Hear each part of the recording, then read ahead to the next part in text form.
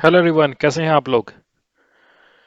इस वीडियो में मैं आपको बताऊंगा कीवर्डेड आर्गुमेंट के बारे में। पिछली वीडियो में हमने देखा function with argument, function with return value, default value and variable length argument. इस वीडियो में हम देखेंगे कीवर्डेड आर्गुमेंट। फ्रेंड्स, अगर आपने मेरा चैनल सब्सक्राइब नहीं किया है तो इसे भी कर लीजिए, क्योंकि बहुत बढ़िया बढ़िया सीरीज आने वाली हैं जो आपको पाइथन में एकदम मास्टर बना सकती है। तो चलिए स्टार्ट करते हैं आज का session, function with keyworded argument. तो let's make a program first.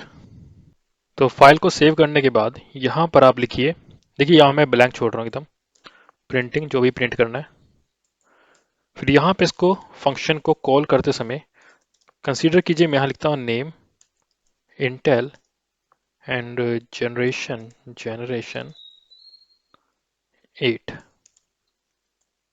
Okay, family x86। तो कंसीडर मैं ऐसे आर्गुमेंट दे रहा हूँ, मतलब कि यहाँ पे इसका नाम लिख रहा हूँ, यहाँ पे इसकी वैल्यू दे रहा हूँ।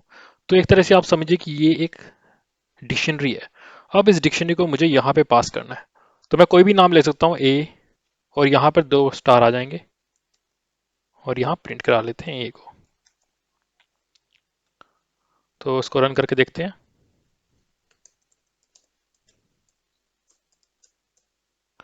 देखिए मुझे यहाँ पे एक डिक्शनरी मिल रही है। ठीक है, वैसे जनरली हम यहाँ पे ए बी सी नहीं लिखते, एक कन्वेंशन है फ्रेंड्स, यहाँ पे हम लिखते हैं KWARGS। देखिए इसे लिखने का फायदा क्या है, क्योंकि ये कन्वेंशन है। आप लिखने को तो ABC वट एवर कुछ भी लिख सकते हैं, लेकिन ये कन्वेंशंस हैं जो चली आ रही हैं। तो ये डिक्शनरी होती है, जब भी आप ऐसी आर्गूमेंट देंगे वो एक डिक्शनरी की तरह जाएगा। ठीक है, अब आपने देख लिया, हर तरह का आर्गूमेंट देख लिया। अब अगर आपको एक ही फंक्शन में सारे आर्गूमेंट आ जाएं तो आपको किस ऑर्डर में लिखने हैं, मैं आपको ऑर्डर बता देता हूं। मैं एक प्रोग्राम और बना लेता हूं, यहां लिखते हैं def function. First of all save this one all dot P Y. सबसे पहले लिखते हैं पोजिशनल आर्गूमेंट, फिर लिखते हैं कीवर्डेड आर्गूमेंट, फिर लिखते हैं default argument like name, age, generation, 10 generation. और यहाँ पे लिखते हैं एक आर्गुमेंट ARGS स्टार, और यहाँ पर डबल स्टार KWARGS। तो प्रिंट करा लेते हैं ए जनरेशन ARGS एंड KWARGS। अब आपको पास कैसे करना है यहाँ पे देख लीजिए। फर्स्ट ए के लिए मैं वैल्यू दे रहा हूँ, फिर जनरेशन के लिए जनरेशन मैं देने दे दी यहाँ पे 9 जनरेशन। आप यहाँ कुछ नहीं देंगे तो 10 ले लेगा। फिर आप देंगे कुछ नेम, जैसे कि मैं देता हूँ Core i7, Core i7, Core i9। दो वैल्यू इसमें चली जाएंगी। फिर यहाँ के लिए अगर मैं देता हूँ इंस्ट्रक्शन x86। ठीक, तो ये आर्गुमेंट चला जाएगा इसके अंदर। इसको रन कर लेते हैं ऑल। देखिए बिल्कुल यहाँ पे उसी अकॉर्डिंग, जिस प्रेसिडेंस में हमने इसको रखा है, उसी के अकॉर्डिंग हम पे वैल्यू आ गई है। आप इसको चेंज नहीं कर सकते। अगर आप सोचते हैं कि मैं इसको इधर एक सेकंड के लिए, मान लीजिए कि मैं इसको यहाँ पे रख देता हूँ, और उसी तरीके से इसको रिसीव करने के लिए मैं यहाँ पे इसको 9 यहाँ पे आएगा तो यहाँ पे रख देता हूँ। जस्ट इमेजिन कि देखिए एरर आ गया, इनवैलिड सिंटेक्स है। चलिए मैं यहाँ पे इसको रिमूव भी कर लेता हूँ। ये सिंटेक्स ही अलाउ नहीं है, इस तरह का सिंटेक्स।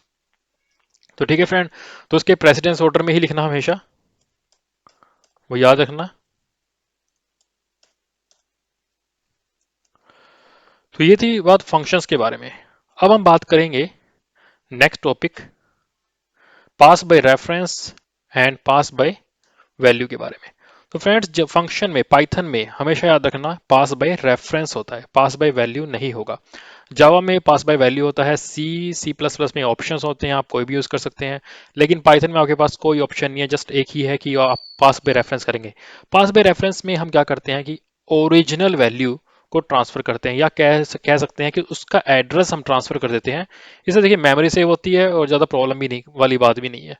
तो सेम वैल्यू मॉडिफाइड हो जाती है। अब बात करते हैं इस एक एग्जाम्पल की। Let's take one example. तो मैं बिल्कुल ही सिंपल सा एग्जाम्पल ले रहा हूँ, एक फंक्शन बना लेता हूँ। यहाँ पे लिखता हूँ लिस्ट टू, यहाँ पे लिखता हूँ लिस्ट टू, और यहाँ पे एक print statement list inside before appending. यहाँ पे लिस्ट टू को मैं अपेंड कर लेता हूँ 10 के साथ। सॉरी, यहाँ पे नहीं, सिर्फ लिस्ट टू को प्रिंट करा लेता हूँ। फिर यहाँ पे लिस्ट टू को मैं अपेंड कर लेता हूँ। ओके, पहले इसको सेव कर लेते हैं। Refer one append 10।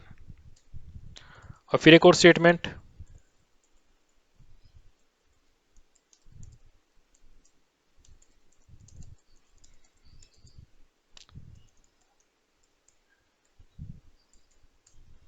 फन। अब फन में मैं एक लिस्ट ट्रांसफर कर रहा हूँ, लिस्ट वन, और लिस्ट वन है क्या,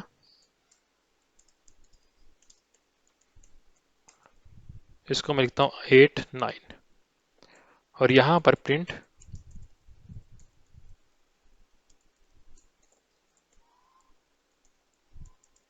after calling and list one. अब देखिए आर्गुमेंट मेरे पास है लिस्ट वन और पैरामीटर में है लिस्ट टू।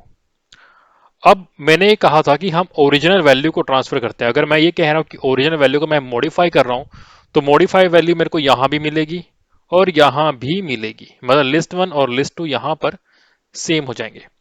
तो let's run this one and check the concept.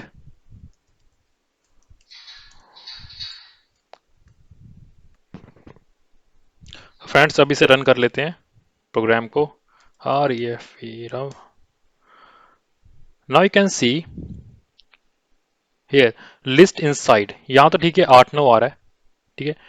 लेकिन यहां पर आप देखिए, ओके मैं अपना पेन ऑन कर लेता हूं।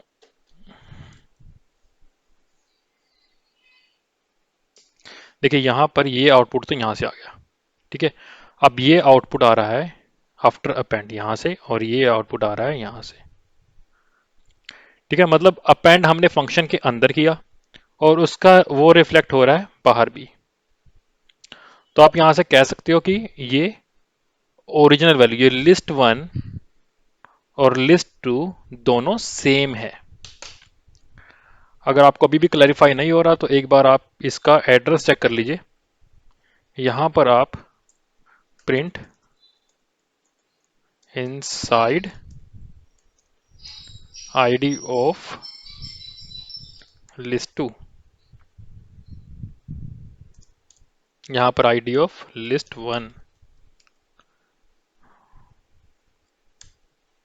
देखिए दोनों सेम ही हैं, तो मतलब एक ही एड्रेस जा रहा है, उस पर वैल्यू असाइन हो रही है। अब मैं आपके सामने एक और एग्जांपल रखता हूं। मान लीजिए यहां पे मैं एक दूसरा फंक्शन बना रहा हूं, function k equal to k plus 10।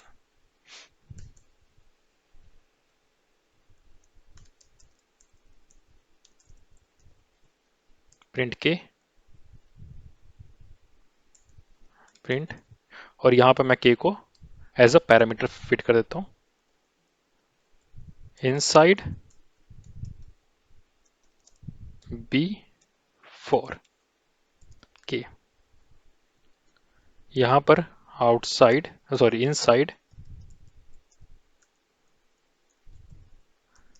Inside after after addition after changing the value k। यहां पर k की वैल्यू मैं सेट करता हूं k इक्वल टू 30।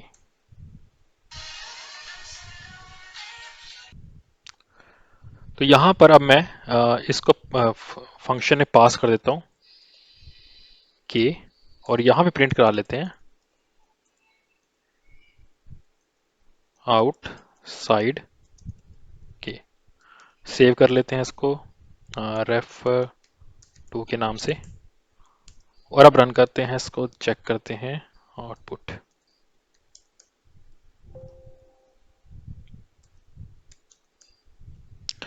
देखिए इनसाइड 30 था, इनसाइड फिर चेंज हुआ 40, लेकिन बाहर 30 ही दिख रहा है। अब आप कहोगे यहाँ पे तो जब हमने चेंज कर दिया था उसका रिफ्लेक्शन यहाँ पे क्यों नहीं आया, एक के पे यहाँ पे क्यों नहीं आया लाइन नंबर 8 पे। देखिए बात बिल्कुल सीधी सी है, यहाँ पर हम न्यू वेरिएबल क्रिएट कर रहे हैं कि मतलब हम आपको यहाँ पर हम नए वेरिएबल को रीअसाइनमेंट कर रहे हैं, रीअसाइनमेंट। और यहाँ पिछले एग्जाम्पल में हमने उसे रीअसाइनमेंट नहीं किया था, यहाँ पर रियल वैल्यू ओरिजिनल ऑब्जेक्ट को ही चेंज कर रहे हैं, क्योंकि ये मॉडिफाइड, इसे हम मॉडिफाई कर सकते हैं लिस्ट को, लेकिन यहाँ पर आप एक इंटीजर को मॉडिफाई नहीं कर सकते, तो उसको रीअसाइन कर रहे हैं। तो रीअसाइन में हम नया वेरिएबल इनसाइड क्रिएट किया हमने। यहाँ तक तो देखिए वही के था जो हमने पहले ट्रांसफर किया था, ये वाला। यहाँ पर उसकी वैल्यू चेंज हो गई और यहाँ पर दूसरी वैल्यू रखी गई है। ठीक है, तो ये था पाइथन विद रेफरेंस वैल्यू। तो फ्रेंड्स इस वीडियो में केवल इतना ही। अगली वीडियो में देखते हैं हम लोग local scope, global scope, enclosing scope और बिल्ट इन स्कोप। तो stay tuned for our next episode.